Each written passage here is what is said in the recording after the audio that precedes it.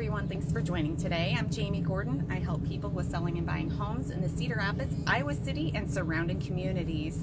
Today we're going to talk about Zillow.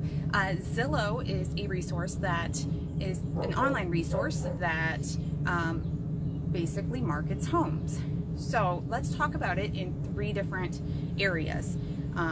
As a real estate agent, as a buyer of a home, as a seller of a home. And actually, I'm going to start with a real estate agent, because then I think that really explains a lot. So as a real estate agent, you can buy zip codes, and it costs hundreds to thousands of dollars every month to buy specific zip codes.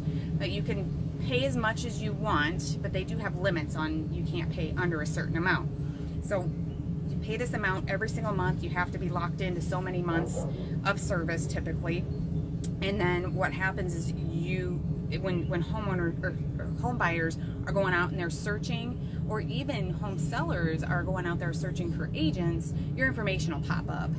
Or when home buyers are calling that number on Zillow, that phone call will go into a roundabout of all of these agents that have paid for that zip code, and it rings so many times, and if that person doesn't answer, it goes on to the next. So you're getting a very random agent, and it's being answered all 24 hours a day, which is kind of nice, but you're also getting a very different agent that's going to answer their phone at 2 a.m. versus one that's going to answer during regular hours. So understand as the home buyer and that what you're getting into when you're making that phone call, but also as the agent that if you don't answer those phone calls, you're going to be missing out, and it's going to go to somebody else. So what I found personally was what Zillow did was it helped me think on my feet, but what it also did was it created this this big distraction in my life.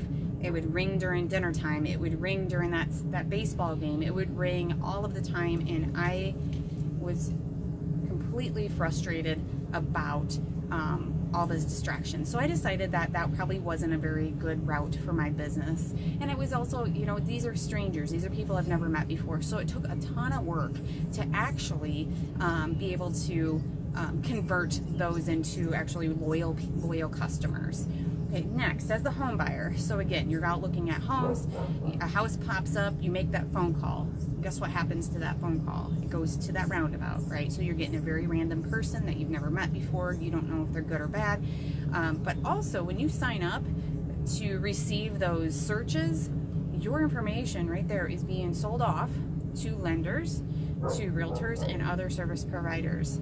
So keep in mind that your information is being shared everywhere. So there's thousands of dollars being spent just to get your information. So that's when I say you don't pay for an agent. Okay, who pays for the agent is a question that I was asked recently. I said, well, the home seller will agree with the agent on the percentage that they're willing to pay out, and then that is split between the agent that's representing the seller and the agent that's representing the buyer.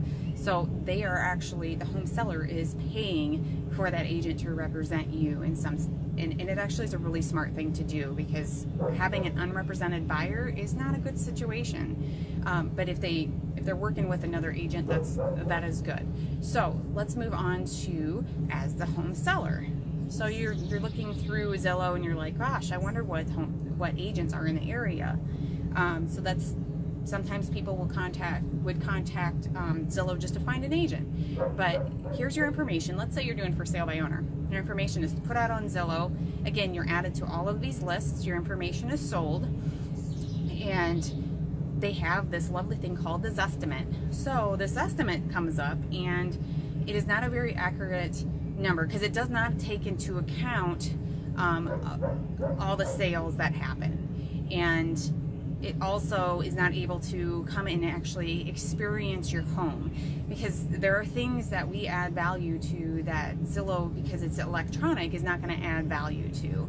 I've had it many times where my clients are really upset because the Zestimate's lower or it's much higher, and we have to explain to them that because of some of the imperfections in their home, or maybe there's a really maybe some bad neighbors have moved in, that's impacting their value. Or on the flip side, let's say that it's listed way too low. Well, Zillow can't see that your neighbors just completely updated their house. A new house is being built across the street. The neighborhood is just blossoming, and a lot of things are going to attract people to that specific area. So that Zestimate can keep, it is not a great thing, and that's just my personal opinion, because I think that it's not very accurate. So just beware that Zillow is a great place to go and see what's on the market, but when you start signing up and adding your information in there, it's being sold off.